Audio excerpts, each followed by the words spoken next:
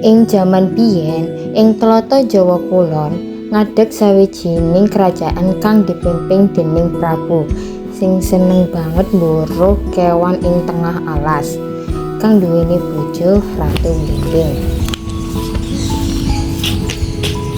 Itu apa Prabu? Suwe awak dhewe dene tapi gak oleh apa-apa.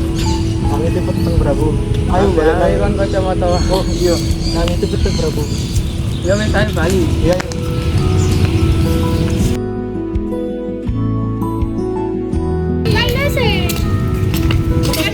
Bolongnya apa?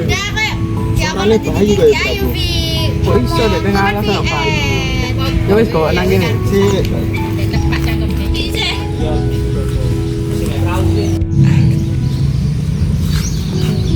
Betul ngomong tentang mikrofon Prabu. Oke.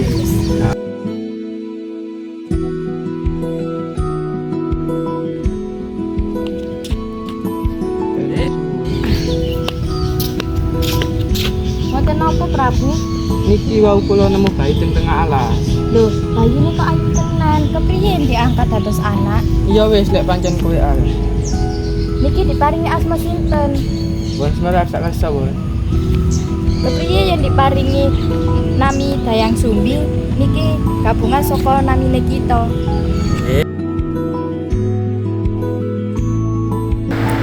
Waktu terus melaku. Dayang Sumbi akhirnya dadi putri sing ayu. Welasan pangeran teka ing kraton kanggo nglamar Dayang Sumbi.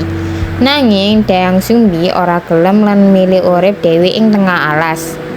Ing sawijining dina, Dayang Sumbi lagi nyulam nanging benang sulami ana sing lugur. Akhire Tumang banjur teka. Marani Dayang Sumbi lan nggawa benange.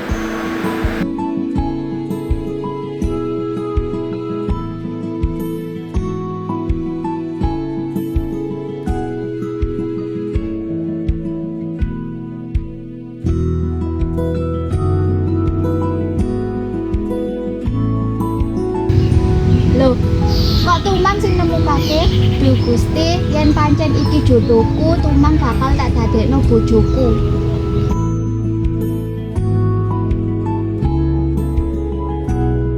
Ngapunten Tuan Putri kula ngagetin panjenengan. Kula niki titisan dewa. Lho kok iso dadi menungso? Amarga mungkin dalu wulan purnama kula titisan dewa. Ya wis, aku bakalan nepati janji ya, mergo kowe lanang, kowe bakal dadi bojoku.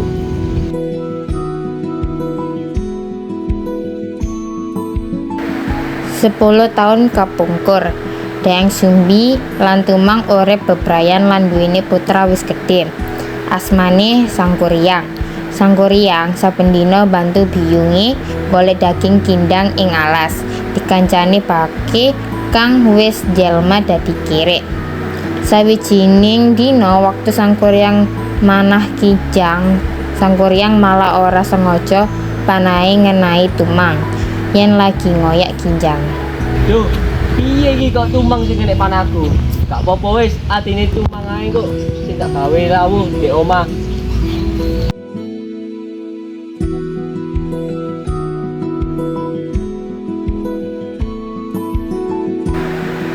Sangkuriang balik menyang omah lan maringno daging Tumang gawe lawu wengi iki.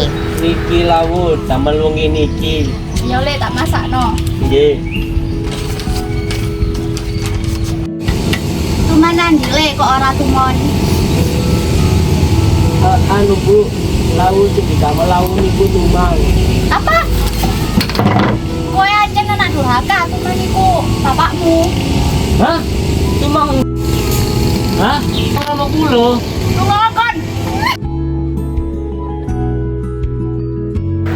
Sawisi kedadean iku, Dayang Sumbi ngrasa gedum amarga wis ngusir Sangkuriang saka omah.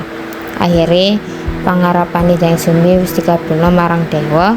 Dayang Sumbi tetep ayu lan awet enom. Pas wayah wis gedhe, Sangkuriang mlaku-mlaku ing tengah alas lan ketemu ibune.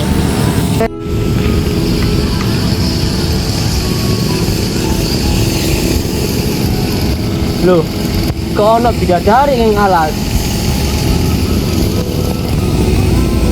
Sinten namine sampean? Jenengku Dayang Sumbi. Oh, jenengku Jaka.